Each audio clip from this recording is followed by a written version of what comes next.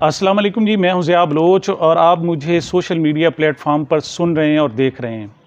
सामीन, अहम तरीन ख़बर ये है कि मुस्लिम लीग नून के कायद मियां नवाज शरीफ साहब, जो तकरीबन पौने 4 साल पहले पाकिस्तान से अपना इलाज कराने के लिए गए थे लंदन में, उनका इलाज जनाब मुकम्मल हो रहा है। बड़ी खुशी की खबर है पूरे पाकिस्तानियों के लिए। और अब वो लंदन से रवाना हो रहे हैं। वो डायरेक्ट पाकिस्तान आना चाहते हैं, लेकिन उनका जो शेड्यूल है वो आज हमने बयान करना है आपके सामने एक न्यूज़ के तौर पर। और दूसरा जनाब के वो आएंगे तो आखिर किस तरीके से आएंगे, क्योंकि वो एक सज़ा याफ्ता कैदी हैं, वो सिर्फ मुलजिम नहीं है, बाकायदा मुजरिम है। तो उनकी पाकिस्तान में एंट्री किस तरह से होगी? कानून के तहत तो उन्हें जेल जाना पड़ेगा सीधा, लेकिन आखिर ऐसे क्या इंतज़ामात किए गए हैं कि वो आएंगे, ना सिर्फ जनाब पाकिस्तान में जेल नहीं जाएंगे, बल्कि बरसरे इक़्तिदार भी होंगे, इलेक्शन लड़ेंगे और नए वज़ीर आज़म बनने के लिए भी उन्होंने तैयारियां शुरू कर दी हैं। जी, मियां नवाज शरीफ साहब 19 नवंबर 2019 की वो डेट थी जब वो पाकिस्तान से गए थे। पीटीआई की हुकूमत को बने हुए तकरीबन 1.25 साल हुआ था और इस दौरान वो जेल में थे। उन्हें ख़ास तौर पर जेल से उनको सज़ा हो चुकी थी 7 साल की, और वो जेल में उनके ख़िलाफ़ नैब ने एक और ट्रायल किया। एक बात जहन में रखें कि नैब ये नहीं है कि सिर्फ फंसाता है, आमतौर पर आपने कहा लोगों को तंग करता है, लोगों को फैसिलिटेट भी करता है। उस वक्त नैब ने जनाब नवाज शरीफ साहब को फैसिलिटेट किया था। और क्या किया था कि उन्हें जेल से निकाला और कहा जी हमने उनके ख़िलाफ़ एक मुकदमा चलाना है, और उनको अपनी तहवील में ले लिया। अब तहवील में पेशियाँ थीं और जनाब वो भुगते जा रहे थे, और वहाँ मुलाकातें भी होती थी उनकी, साफ ज़ाहिर है बहुत बड़ी लंबी चौड़ी मुलाकातें होती थी। ये वही ज़माना था जब जनरल कमर जावेद बाजवा साहब को मुबैना तौर पर कहा गया कि आपको हम एक्सटेंशन देते हैं, हमारी किसी तरीके से फौरी तौर पर यहाँ से जान छुड़ा कर हमें बाहर भिजवा दें, और हम इस पर जनाब आपको वादा करते हैं कि आपको एक्सटेंशन मिल जाएगी। अच्छा, इस पर जनरल कमर जावेद बाजवा साहब का एतमाद इमरान खान साहब को पहले भी हासिल था। इमरान खान साहब भी उन पर एतमाद करते थे, और अगर वहाँ से आ जाता तो ये सारा मामला हल हो सकता था। और फिर उसके बाद आपने देखा भी सही कि जनरल कमर जावेद बाजवा साहब की जो एक्सटेंशन हुई थी 3 साल के लिए, वो इस शानदार तरीके से हुई थी कि हुकूमत अपोजिशन दोनों जनाब उतलावे फिर रहे थे वो कि जनाब हमने फ़ौरन एक्सटेंशन देनी है। उसमें अगर किसी ने रुकावट डाली थी या रुकावट डालने की कोशिश की थी या रुकावट ना समझे तो कम अज़ कम इनको सोचने की दावत दी थी, तो वो सुप्रीम कोर्ट थी। उस वक्त के जस्टिस आसिफ सईद खोसा साहब थे। उन्होंने कहा कि खुदा के लिए देखो तो सही आइन क्या कहता है, आप कम अज़ कम जो उनका नोटिफिकेशन है वो तो दुरुस्त तरीके से ले आओ। और आपको याद है कि इन्होंने 3 मरतबा वो नोटिफिकेशन दिया था और तीनों मरतबा रिजेक्ट हुआ था। आखिरकार उन्हें फिर एक तरमीम लानी पड़ी और उसके तहत जनरल कमर जावेद बाजवा की एक्सटेंशन हुई थी। तो उस वक्त ये चूँकि मुकमुका हो गया था, तो मियां नवाज शरीफ साहब के प्लेटलेट्स इंतहाई डाउन हुए, और पता चला कि एक दिन तो उनके प्लेटलेट्स हैं ही नहीं और वो पता नहीं कैसे जिंदा हैं। तो इस पर जनाब इमरान खान साहब जो कहते हैं कि उनको उनकी ज़िंदगी के ये सबसे बड़ी गलती है, उनको धोखा दिया गया, और वो कहते हैं कि ये धोखा मिलिट्री इस्टेब्लिशमेंट की तरफ से ख़ास तौर पर दिया गया। लेकिन वो कहते हैं कि उन्होंने, मुझे याद है कि उन्होंने कहा था जी कि मैंने डॉक्टर फैसल सुल्तान को खुद चेक किया है, उनको कहा है कि जाकर सूरत हाल को चेक करें, और उन्होंने मुझे रिपोर्ट दी है कि नहीं जी मियां साहब की तबीयत वाकई ख़राब है। डॉक्टर फैसल सुल्तान शौकत खानम हस्पताल के हवाले से जनाब उनके चीफ़ हैं और इमरान खान साहब के मोतमिद ख़ास समझे जाते हैं। ये वही वक्त था जिसमें शीरी मज़ारी साहब के मुतल्लिक है कि वो रो पड़ी थी, डॉक्टर यास्मीन राशिद साहिबा के मुतल्लिक है, हालांकि वो डॉक्टर हैं, प्रोफेसर हैं। उन्होंने कहा जी मियां साहब की हालत बहुत ज़्यादा ख़राब। बस इस तरीके से मामलात को जनाब पाकिस्तान में चलाया गया, और आखिर वो 19 नवंबर 2019 का वो टाइम आया कि जनाब नवाज शरीफ साहब यहाँ से, जो उनके प्लेटलेट्स नहीं थे, वो सीढ़ियाँ जहाज़ की चढ़ते हुए और वो लंदन चले गए, और वहाँ जाकर उन्होंने आज तक किसी अस्पताल में एडमिट हुए और ना ही कोई इलाज कराया है, ना कभी उनके प्लेटलेट्स कम हुए। कुछ अरसे तक वो अदालत को झूठी रिपोर्टें भेजते रहे, और जिनमें जनाब मुबहम किस्म की रिपोर्टें होती थीं, लेकिन वो कभी भी ज़ेर इलाज नहीं रहे, और कभी भी उनको इस किस्म की तकलीफ़ नहीं हुई कि वाकई वो दिल की बीमारी का शिकार हैं या कोई और जनाब कोई सीरियस किस्म की बीमारी का शिकार हैं। अब ताज़ा तरीन इत्तला ये है कि उन्होंने जहांगीर तरीन से मुलाकात की है। 3 मुलाकातें उन्होंने वफाकी वज़ीर कानून आज़म नज़ीर तारड़ से की हैं, और जो अब बड़ी मुलाकात की है उन्होंने वज़ीर आज़म मियाँ शहबाज शरीफ साहब से की है, और इस मुलाकात में फ़ैसला हुआ है कि मियाँ नवाज़ शरीफ साहब फ़ौरी तौर पर लंदन से किसी और मुल्क शिफ्ट हो जाएं। और अब ताज़ा तरीन इत्तलात ये हैं कि मियाँ नवाज़ शरीफ साहब फ़ौरी तौर पर दुबई जनाब आ रहे हैं, और दुबई में वो अकेले नहीं आ रहे बल्कि वज़ीर आज़म के साथ होंगे। वो वज़ीर आज़म वाला प्रोटोकॉल होगा और उनका नया बंदोबस्त किया गया। वहाँ से शुनीद ये है कि वो सऊदी अरब के लिए भी जा सकते हैं, लेकिन चाहे दुबई हो या सऊदी अरब हो, ये उनका ठिकाना आर्जी होगा। कैटेगरिकली फ़ैसला कर लिया गया है कि वो पाकिस्तान आएंगे, और जो इलेक्शन मुहिम है, क्योंकि पहले ये ख्याल किया जा रहा था कि शायद इलेक्शन को डिले किया जा सके, कुछ ऐसे टैक्टिसेस आजमाए जा सकें कि इलेक्शन कुछ अरसे के लिए डिले हो जाएं, लेकिन अभी तक तमाम तर कानूनी मोशगाफियों, तमाम तर कानूनी जनाब मशवरों के बाद ऐसा लग रहा है कि इलेक्शन को डिले नहीं किया जा सकता। और दूसरी सूरत क्या हो सकती है कि जो मुद्दत है निगरान हुकूमत की, उसको तब्दील किया जाए।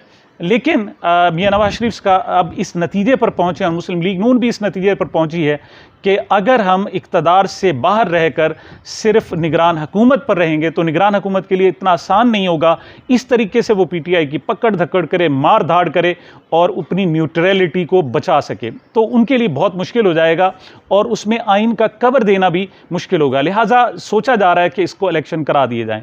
लेकिन नवाज़ शरीफ साहब पाकिस्तान कैसे आएँ, क्योंकि वो सज़ा याफ्ता कैदी हैं और उनको आते ही फिर जनाब वापस जेल में जाना पड़ सकता है। अब 2-3 इम्कानात ज़ाहिर किए जा रहे हैं। एक तो वही है पुराना तरीका कि वो आते ही नैब की कस्टडी में आ जाएं और नैब उनको इंक्वायरियाँ शुरू कर दे, और फिर वो उनको बड़े VIP अंदाज में रखा जाए, और फिर कुछ अरसे बाद वो ऐलान कर दिया जाए कि वो तमाम की तमाम किस्म की जनाब जो इंक्वायरियाँ थी उसमें सुरखरू हुए हैं, उन पर एक धेला भी साबित नहीं हो सका करप्शन का, और वो बड़े पाक साफ़ है। ये पुराना तरीका है जो इख्तियार किया जाता रहा है। लेकिन उसके बावजूद भी नैब से वो क्लियर हो जाते हैं तो फिर इन्हें जेल जाना पड़ेगा। जेल जाने के हवाले से एक इम्कान ये भी सोचा जा रहा है कि उनकी जो घर है जाती उमरा में, वो उनको सब जेल करार दे दिया जाए और वहाँ वो रहें। लेकिन ये भी पायदार हल नहीं है। उनके लिए जो सबसे अहम तरीन चीज़ है वो पाकिस्तान सुप्रीम कोर्ट का प्रैक्टिस एंड प्रोसीजर एक्ट है, जिस पर इस वक्त हुक्म इम्तना दिया हुआ है सुप्रीम कोर्ट ने। और इस वक्त जैसे गुज़श्ता रोज़ जनाब जस्टिस काजी फ़ाइज़ ईसा साहब ने कहा था कि इस वक्त उसके बगैर जो कुछ भी हो रहा है वो सब गैर कानूनी है। कानूनी सिर्फ़ और सिर्फ वही है। शायद मुस्लिम लीग नून के नज़दीक इस वजह से वो ज़्यादा कानूनी है कि उससे मियाँ नवाज़ शरीफ साहब को फ़ौरी रिलीफ़ मिल सकता है और वो वापस पाकिस्तान आने की पोजीशन में होंगे। उसमें फ़ौरी तौर पर रिलीफ़ क्या मिलेगा? रिलीफ़ जनाब फ़ौरी तौर पर ये मिलेगा कि वो एक अपील दायर करेंगे। अपील जब दायर करेंगे तो उसका जो बेंच बनाया जाएगा वो 3 जनाब जजेस पर मुश्तमिल फैसला, एक कमेटी फ़ैसला करेगी कि वो बेंच कौन सा बनाया जाए। उनमें जस्टिस उमर अता बंदियाल जो चीफ़ जस्टिस हैं वो होंगे उसमें शामिल कमेटी में। दूसरे जस्टिस काजी फ़ाइज़ ईसा जो सीनियर मोस्ट जज हैं, और उसके बाद सीनियर मोस्ट जज जस्टिस तारिक मसूद साहब होंगे, और ये 3 अफराद पर मुश्तमिल एक बेंच तश्कील देंगे। वो बेंच किस पर मुश्तमिल हो सकता है? उसमें साफ ज़ाहिर है जो 2 जज फैसला करेंगे वो फैसला हतम ही होगा। और अगर उमर अता बंदियाल साहब चीफ जस्टिस साहब अगर कोई और अपनी तरह कोई फ़ैसला करते भी हैं तो जस्टिस काजी फ़ाइज़ ईसा, जस्टिस तारिक मसूद का जो फ़ैसला होगा 2 की अक्सरियत से होगा और वो बेंच हतमी होगा। वो सिंगल बेंच पर भी मुश्तमिल हो सकता है कि किसी एक जज से कहें और वो जज जनाब उसे बादियों नज़र में ये सारी सूरत हाल जनाब उसे एक सियासी इंतकाम करार देकर इस सज़ा को मुअत्तल कर दे, और मियाँ नवाज़ शरीफ साहब को इजाज़त दे दी जाए कि वो आएँ, वो और इलेक्शन लड़ें, और फिर इसको डिले भी किया जा सकता है। एक मरतबा मुकदमा चाहे हज़ारों भी हों, लेकिन एक मुकदमा जिसमें वो सज़ा हो चुके हैं, अगर वो सज़ा मुअत्तल हो जाती है तो फिर आगे सत्ते खैरा हैं और बड़ी आसानी होगी। जी, मियाँ नवाज़ शरीफ साहब की जो वापसी है उसके लिए 50 डेज़ का बाकायदा काउंट डाउन शुरू कर दिया गया है, और ये 50 डेज़ मैक्सिमम बताए जा रहे हैं। आप उस चीज़ की अर्जेंसी को इस लिहाज से देख लें कि मियाँ नवाज़ शरीफ साहब को पेरिस से जब लंदन में, और लंदन से लेकर उन्हें दुबई आ रहे हैं, और दुबई में वो क़याम करेंगे, वज़ीर-ए-आज़म पाकिस्तान आ जाएंगे, उसके बाद वो उम्रा करने के लिए भी जा सकते हैं और कुछ उनकी मज़ीद एक्टिविटीज़। आपको याद है कि दुबई जो है आसिफ अली ज़रदारी साहब का मस्कन रहा है और उसके मुकाबले में मियाँ बरादरान, शरीफ बरादरान ने हमेशा लंदन पर इक्तफ़ा किया। उन्होंने अपने बच्चों को सेटल्ड भी लंदन में कराया, जायदादें वहाँ खरीदी हैं, लेकिन मियाँ साहब की मुबैना तौर पर जो जायदादें हैं वो दुबई में मौजूद हैं। लेकिन ज़राए का ये कहना है कि आखिर उन्होंने फौरी तौर पर लंदन छोड़कर दुबई आने का फ़ैसला क्यों किया। उसकी वजह यह है कि वहाँ उनके लिए ज़्यादा मुश्किलात आ रही हैं, वो ज़्यादा लिबरल, ज़्यादा डेमोक्रेटिक सोसाइटी है, वहाँ उनके घर के सामने रोज़ाना एहतजाज हो रहा है, वहाँ बहुत सारी चीज़ें सामने आ रही हैं। लिहाजा उन्होंने मुनासिब समझा कि उसकी बजाय एक हम UAE में आ जाएँ और दुबई में क़याम करें तो वो ज़्यादा बेहतर होगा। वापसी के हवाले से जनाब, कि अगर हमारी पार्लियामेंट रहती है तो इसी दौरान ही उनकी वापसी, महफूज वापसी होगी। अगर ये पार्लियामेंट चली गई और ये छतरी ख़त्म हो गई, क्योंकि ये वाहिद पार्लियामेंट है जिसमें अपोजिशन का नामो निशान नहीं है, इमरान खान के जनाब तमाम MNAs इसमें नहीं है और सिर्फ हैं तो वो लोटे हैं, तो ये बेहतरीन मौका होगा कि अगर सुप्रीम कोर्ट दरमियान में कोई रखना डालती है तो पार्लियामेंट के ज़रिए ही उस पर दबाव डाला जा सके। और अगर 13 अगस्त तक ये पार्लियामेंट ना रही तो फिर उनकी वापसी मुश्किल हो जाएगा। अब नाउ और नेवर का मौका है, अभी वापसी होगी वरना नहीं होगी। तो मियाँ नवाज शरीफ साहब का 4.25 साल बाद इलाज मुकम्मल पहुंचा, वो दुबई, सऊदी अरब और उसके बाद पाकिस्तान तशरीफ़ ला रहे हैं और उनकी वापसी की भरपूर तैयारियां, बड़ी ज़बरदस्त किस्म की एक मीडिया कवरेज और मीडिया एडवर्टाइजमेंट भी शुरू होने वाली है।